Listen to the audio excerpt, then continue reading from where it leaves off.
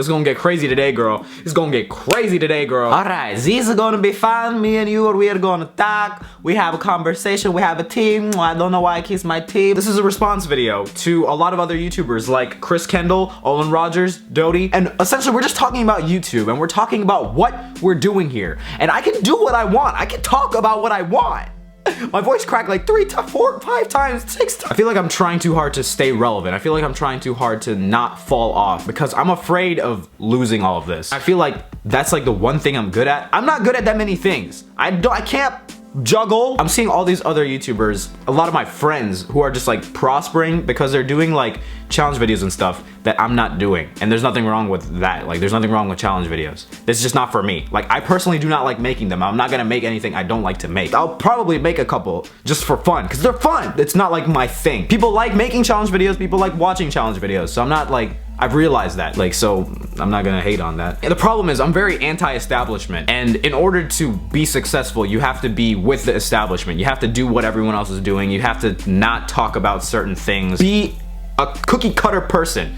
And I can't do that. As a YouTuber, you always have to entertain people, and that's just like obvious. But the thing is, you also have like a choice. Entertain and educate, or entertain and manipulate. What I mean by manipulation is not like, oh God, actually some YouTubers do that. Sam V one eye. And what I mean by manipulation is like you pretend to care more than you do. You can, it's hard to explain, but you can like see these people that like tweet like a certain way.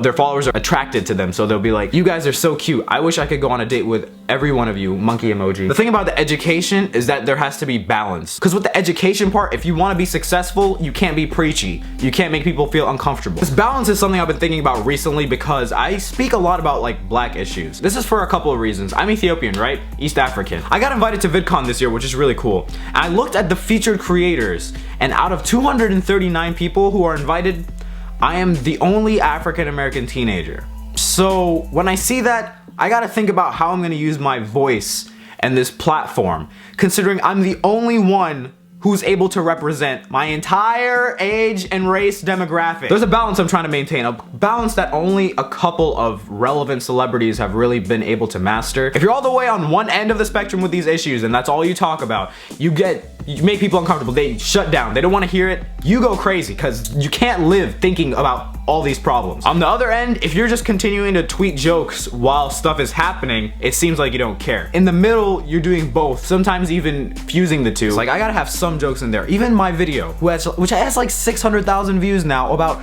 rape and sexual abuse. I added jokes in there that weren't like tasteless, and they like flowed with the video, and it was necessary, or else it would have just been me like preaching. Chris Rock, for example, is someone who tells the truth, but is able to get away with it because he does it through comedy. But once you start speaking too much truth, you might start losing opportunities. Also, historically speaking, if you speak too much truth on a large enough platform, you can also get killed. So I'm trying to go to college. The thing is, I can't not talk about it. I'm reversing 18 years of self-hatred and anti-blackness within myself, which I've woken up to realize why I hate who I am, why I rejected my culture, why I rejected the people, the food, the music, the language, why I rejected the country. I didn't want to go there. I did not want to be part of anything that had to do with being black. Why? I asked myself, why?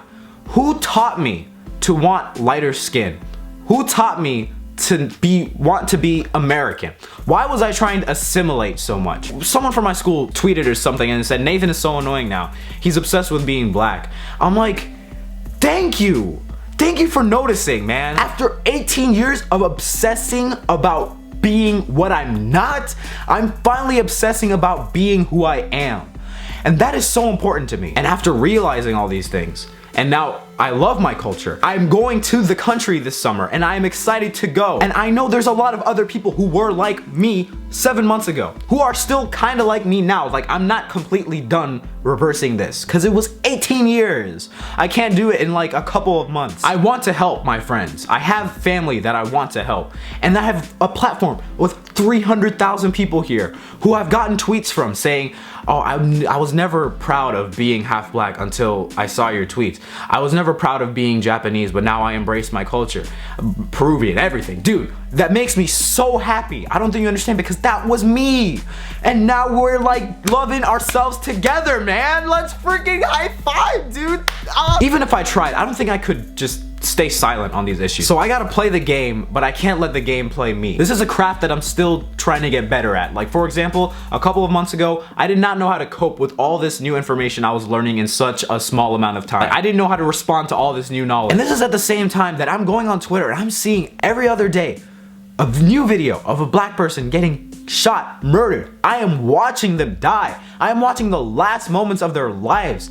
And then I'm seeing people justify it every other day, presented to me like a weather update. How can I, like, there's so much going on. It's still happening, and it's like cutting an unhealed wound. And I was just like tweeting stuff. I was just like trying to get this out of my head. But I've realized that there's a lot of people that just take YouTubers' word as fact. So I gotta be careful about that. I'm not trying to have like my own little form of propaganda. I've realized that as humans, we take in information very easily. We believe a lot of things. It's very interesting. Sometimes the media can say anything and people would believe it. Like, President Obama doesn't actually have a tongue. And there'll be one person out there like, wow, I never really thought about that. That's crazy. Wow, now the more I think about it, I've never seen him like stick out his tongue. I do have a tongue, it's right here. I don't believe that account. My tongue is intact, it's everywhere. My tongue is all over the place. So right now I'm trying to figure out ways to get people to question how they think.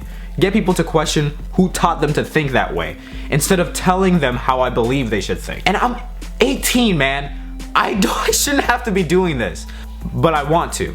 So, I don't know, man. There's just a lot of things about this YouTube thing. This is a lot to think about. Like, I want to make videos. I want to have fun. I want to be successful. I want to wake people up. And like Olin Rogers said, my kids are gonna watch this. They're gonna see me because I started my videos when I was going into freshman year of high school. Now I'm ending high school, and you'll see, they can see how I grew, and I'll be able to see that.